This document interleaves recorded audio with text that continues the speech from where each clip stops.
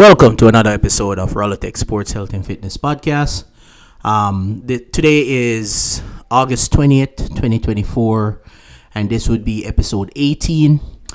I did receive some feedback, which I'm thankful for, because I realized there's some things I need to work on. In the last episode, I do realize that I should have given my guest more of an opportunity to get what he needs to say off his chest, and we need to kind of speak on certain things, such as if this is surrounding sport, health, and fitness. Mental health is a part of health. The fitness aspect, I always put it in this aspect. For example, you are not going to feel like to work out if your mind is not right. You're not going to feel as if you want to go for a run if your mind is all clouded with doubt, or you're stressed out, or you're worried about other things that kind of take your focus away on the workout that you're trying to perform that day. I am very guilty of this myself, because if there's things that are on the agenda that needs to get taken care of, I have to. So to say the least, some of the things that I've talked about in episode 15 and then episode 16, which I'm pretty sure I mislabeled the episodes. I was calling episode 16, episode 15, and so on. Was very excited to give my daughter a phone that she can use to call me and stuff like that. The stressful part about that thing is that I'm giving her access to the mercy of the world. And like, I have to have talks with her kind of on a weekly basis to make sure that certain things are not creeping in through a cell phone. Certain websites are not getting viewed through a cell phone, right? Like, being my background is tech, I try to do as much as I can do before I hand it off the phone.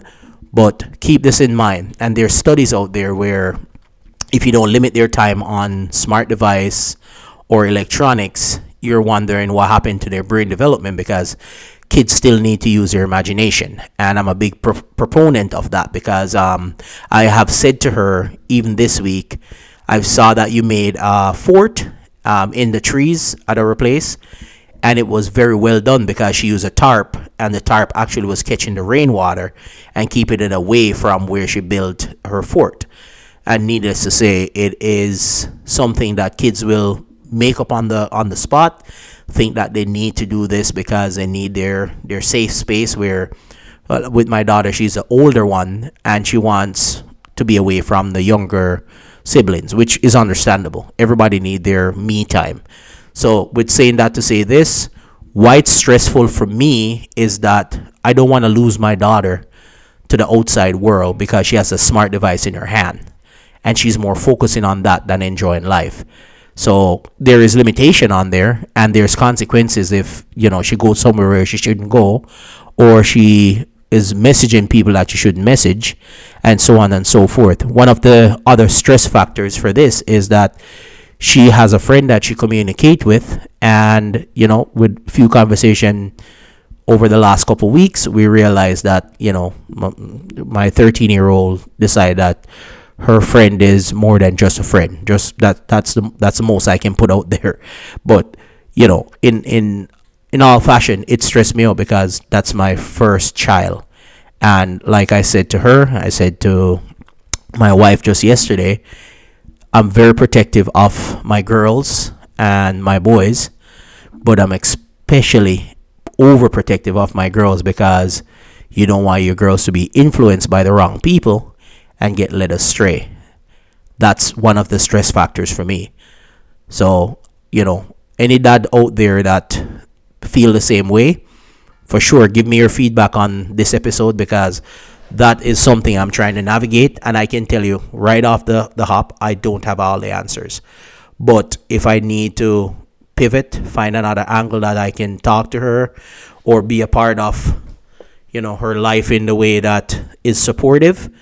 But you can't be too supportive, which you don't call a spade a spade. I'm not going to be that type of dad where, if something doesn't seem right to me, in the pit of my stomach, I'm going to say, hey, you know what? I understand that this is important to you, but the important factor for us, not just me, my wife, agrees with the same thing I was saying, is that we want to protect you, even if you think that we're being mean. Because I've always said this: love my kids, and I'm gonna be a parent first. I'm not their friends first. I'm not my kid's little buddy. I'm gonna be a parent first and foremost. So without a shadow of a doubt, I'm gonna make sure that I protect my household from the outside noise, because the outside noise have been very loud worldwide. So I'm gonna protect my own. As we said in the last podcast, anything that you're doing outside of our household, I wish you all the best, and I hope you protect your own as I would protect mine.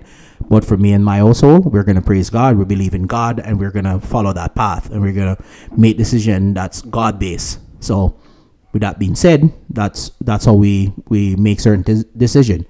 It doesn't gel with some people because they're not believers like ourselves.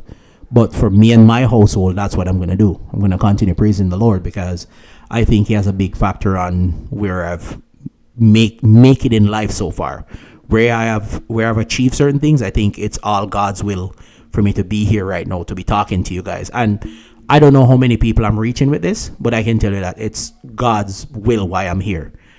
So it's kind of hard for me to put it into words sometimes, but at the end of the day, I want to make sure that I can reach somebody that's probably going through the same thing on the mental health aspect of things, and just know that you don't need tablets or prescription. In other words, not tablets like a electronic device. I'm saying in general, you don't need to take medication to deal with certain mental health aspect. Sometimes you need like a village of people to talk to, that you can say certain things. And with feedbacks that I got, I agree with most of the stuff that was said. Like for example, shout out to my homeboy Darren on this one.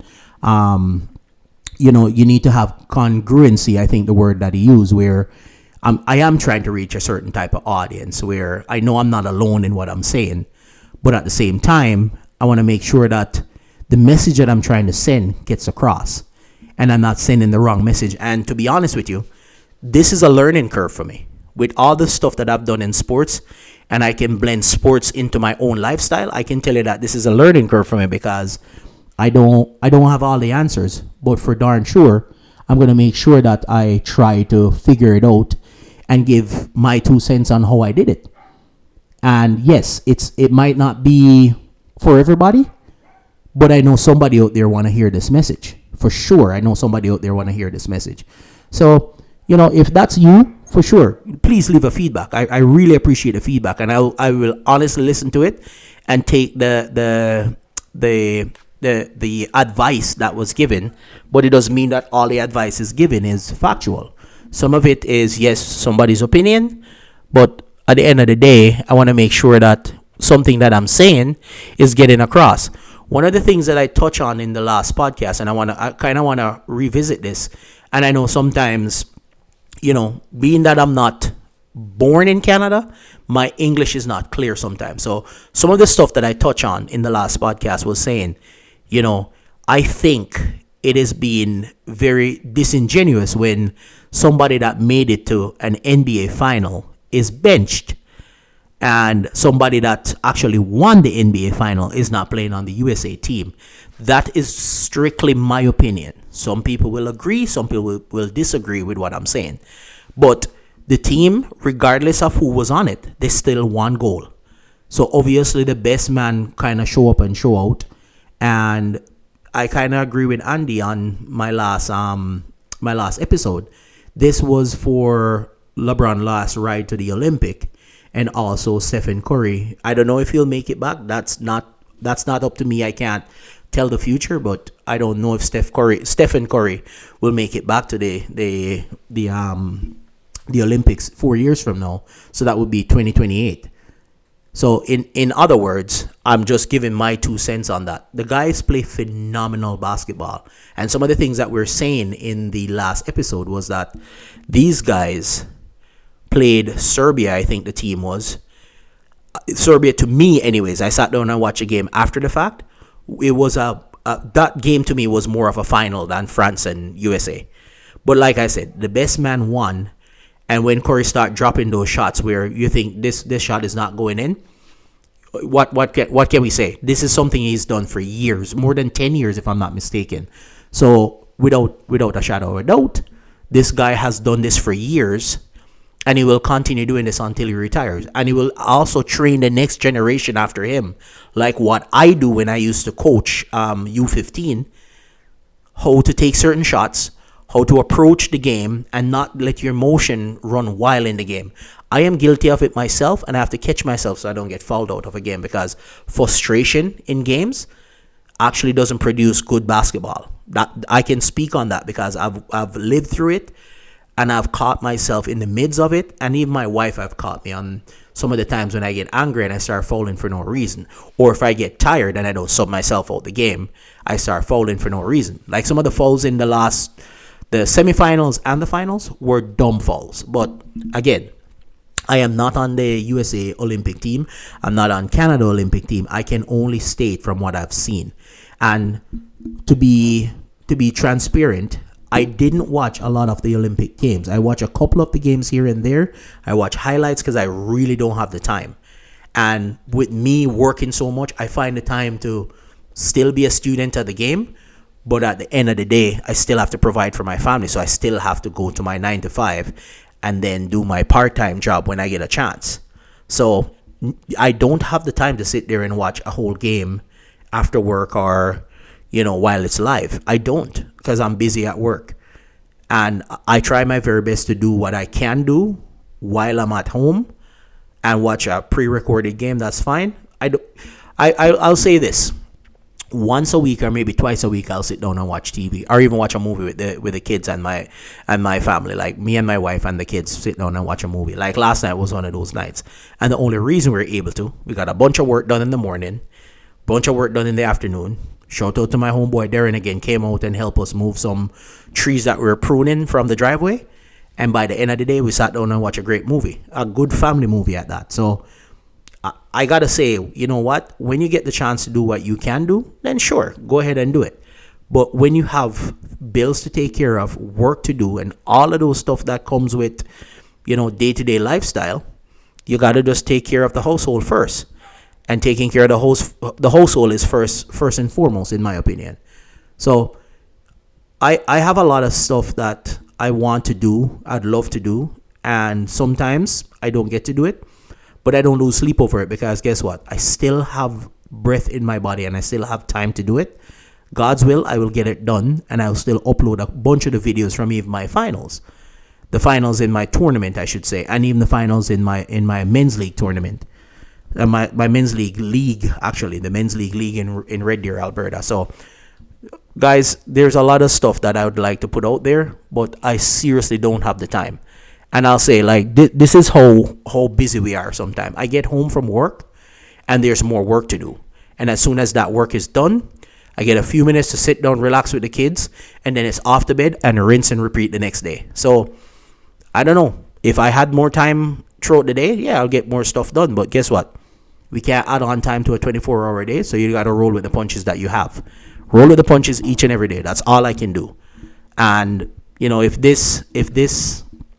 if this gels with some people that are listening to this podcast, shout out to you guys, because you guys are making the most of life biggest issue for a lot of people. You roll with the punches that life throws at you, and you don't sit there and complain that, oh, life is so unfair, life is so hard. That's another thing on the mental health thing, where people sit there and complain more than they go out and get the work done. I'm not one of those people.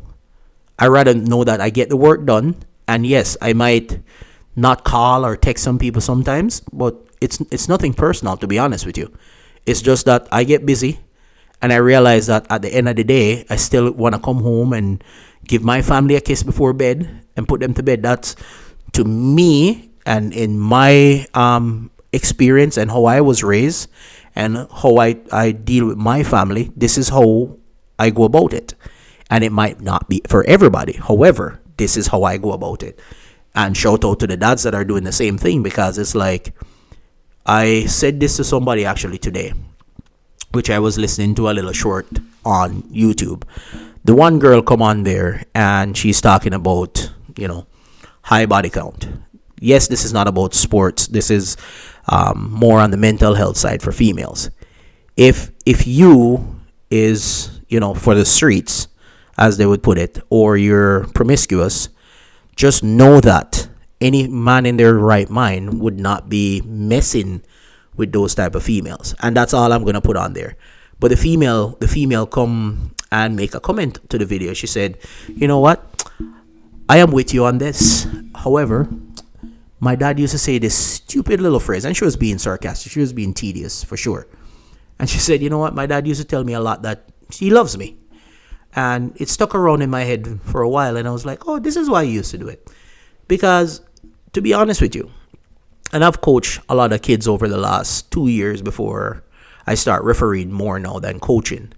I find where if the dads are missing in their life and the kids don't have something to, I kind of want to segue into this, because if the kids don't have some way to offset all of those emotion that's running high that they can't regulate, right? How are they gonna make better life decision when they're older? Life decision that will change or ruin their life. You know what I mean? And I look back on it for kind of like strolling back down memory lane. 2 years ago, I lost my dad, and it was very stressful. And I dived into coaching kids as busy as I could before I had to go to my dad's funeral. And then when I got back, one of the guys that we used to play ball with, I won't say his full name, but his first name is Nelson. And R.I.P. to Nelson, right? This guy, I know him from, he was like a young teenager in high school. And no word of a lie, the kid reached out to me and he said, "You know what, yo, I can relate to how you feel because, I lost my dad at a very early age and it still rests on my psyche." That was the text that he sent me. I still keep the text in my phone. And one of the things that he said that really stood out is like, "You know what, you'll get through this. You know what, it's hard for you to deal with it." But a saying that my brother actually said to me, God can take you to it, he will get you through it, right? And it kind of stuck in my head after I found out a couple days after the guy texted me that he passed away. They found him, gone in his apartment. I'll use the word gone because I don't want to bring up past trauma. And one of the hard thing is, when you go back down memory lane, this is a tough thing to talk about, but it is one of those things when people impact your life in some way, shape, or form. Like they impact your life regardless of whether you guys were close or not. But this kid actually impacted my life because I know him since he was a kid and I watched him grow up since I've lived in Canada. When the kid passed away, or exit this world, it was sad because one of the last texts that I got from him was, "You will get through this. I have experience with this. You'll get through this. It will be hard for a little bit, but you'll get through this." And I broke down in tears, to be honest with you. They say big man no cry, in other words, in Jamaica, but real man cry, in my opinion. That's just my opinion. People can agree or disagree. But the tough part about this is we used to play ball together. This kid used to come from Red Deer, and I didn't even say a kid, a young man, come from Red Deer and come play ball with us in Innisfail. And when the young man passed away, because I shouldn't say kid because he was old enough, he was a young man. When he passed away, I play basketball with his younger brothers. They're much younger than him, but they're still young. One was still in high school, just finished high school, and one was away at college. And I was even asked by the family to help carry the casket, which I felt honored to do. I felt very honored to be in those guys' life at that time, be a part of them, pay my condolences and so on. And I have to say this, it was tough to see what happened after, the young man passed away a few days after I got back to Canada after my dad's funeral. So after burying my dad, came back, heard from the young man, and got told that he passed away. In his sleep, I don't know. I really don't know the reasons behind when he passed away. So, saying that to say this, if something like that happens and, you don't ask for help and you don't ask for advice, this is how I'm going to segue into this. If you don't reach out and ask somebody that you're close to, even if you think that you and the person is not close as friends, but close enough you can reach out to them and ask them, hey, what would you do in this situation? Or how are you doing? Or stuff like that. And I need to be better at it too, because I need to reach out to some people this week because I haven't reached out to them in a couple days. You never know whose life you're saving. Because like I said, I was in a depressed state, and I'm not scared to say that. I was very depressed after my dad passed away. And just hearing people saying that you'll get through it and you'll bounce back, and your dad's memory will live on through you, which is true. When people die, yes, their physical is not here, but their memory lives on through you. That's for sure. And on the brighter side of things, and I pivot from hearing people saying that and reaching out to me. And I said the same thing to the brothers when, they lost their older brother. I said, you know what? He didn't actually die. He's going to live on through you guys. And for darn sure, he's going to, impact somebody's life through you guys, because of the older brother, I met the younger brother playing basketball. And we battle each other on the court for sure, but this is the time when, you need to pull together as one team, not just, rivals playing basketball or teammates playing basketball. You pull together as like one family, one basketball family, one African family, or whatever spin you want to put on it.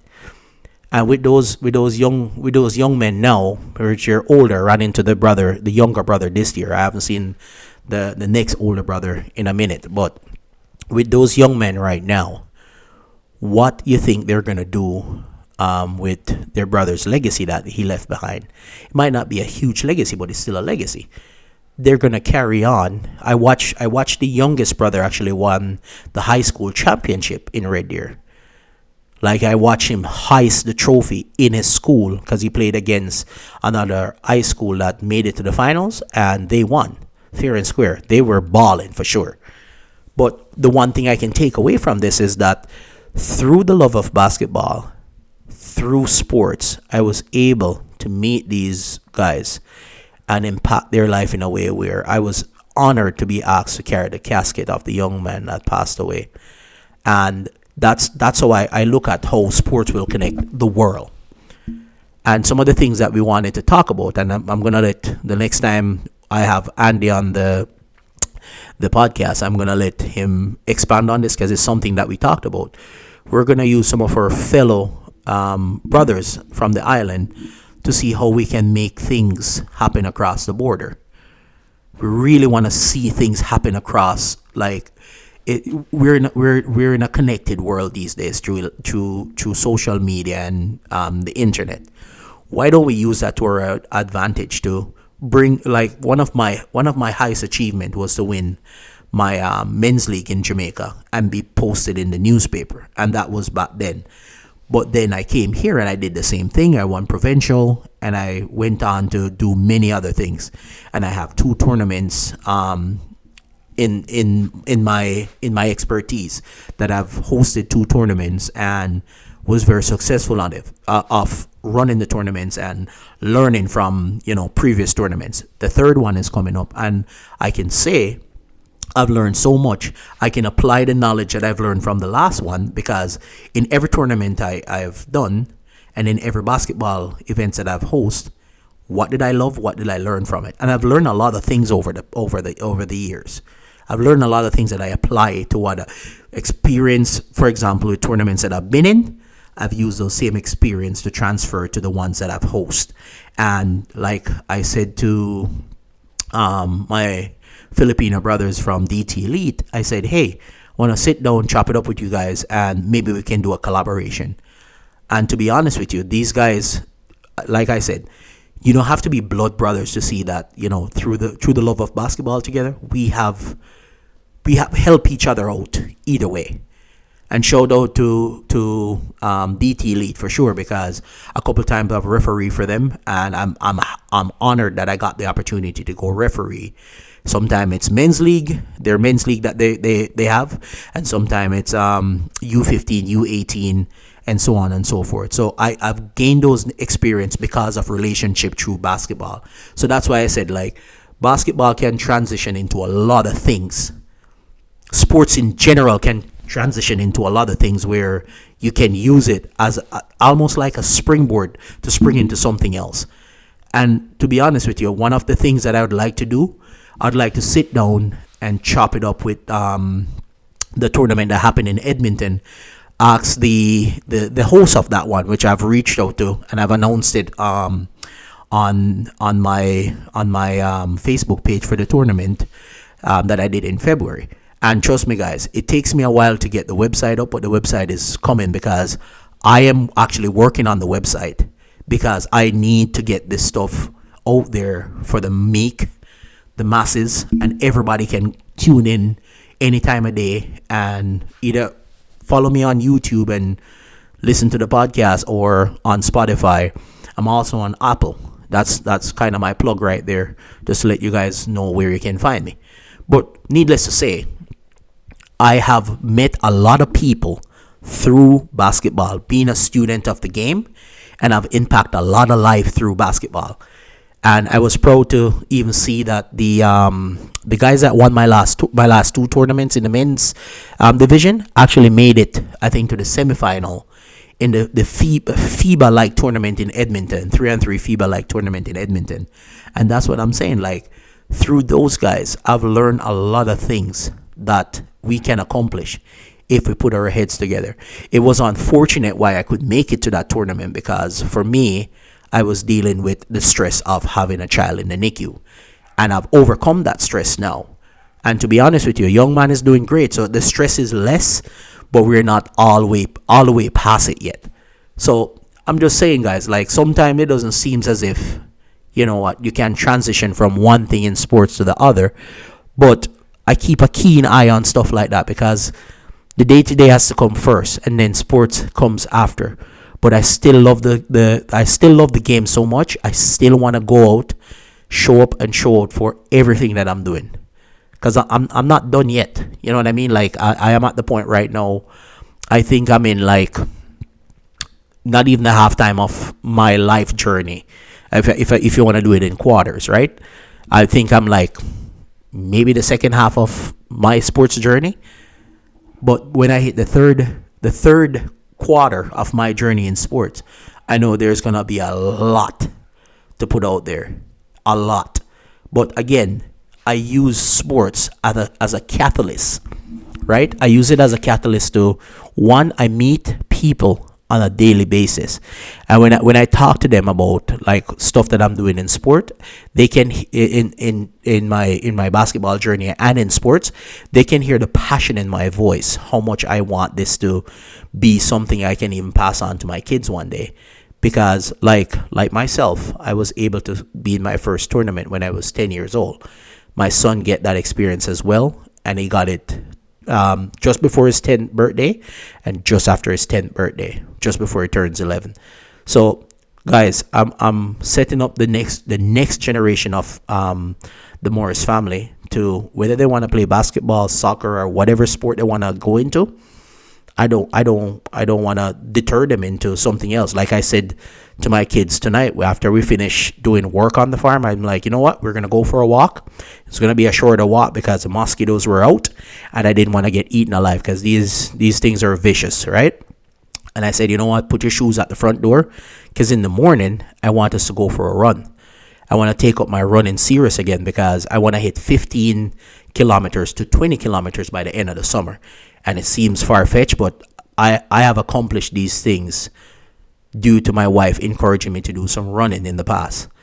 And yes, sometimes as men we're stubborn, but I lace up my shoes, take the doubt out of my mind, and I just go running. There's nothing stopping me but myself. Myself and my own thoughts are stopping me from going for a run.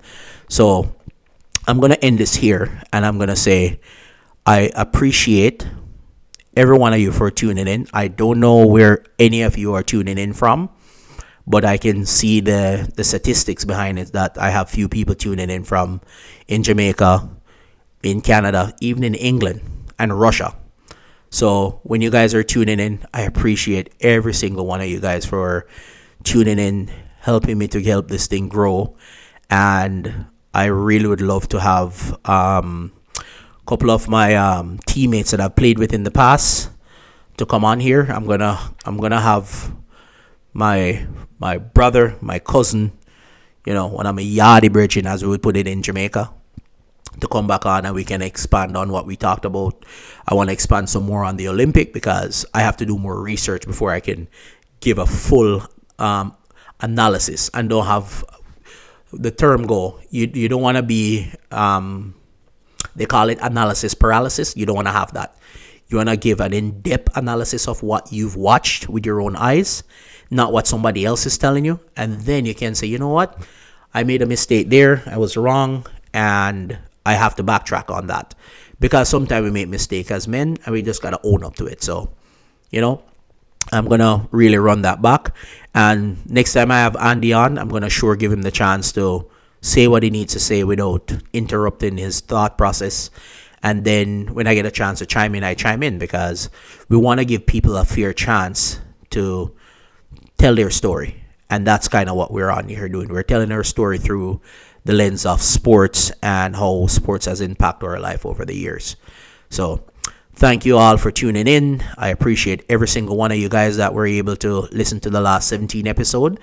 Episode 18 is coming out right away. And I'm going to end it with this. I started with 17. You could be anywhere in the world. You could be listening to anything else, but you're here listening to RalloTech Sports Health and Fitness Podcast. And I really appreciate every single one of you guys. Stay blessed. Keep it pushing. And I hope one of the days we can have some of the listeners on here, whether by audio, through Zoom, or any one of those digital devices. But thank you very much. Rollo out.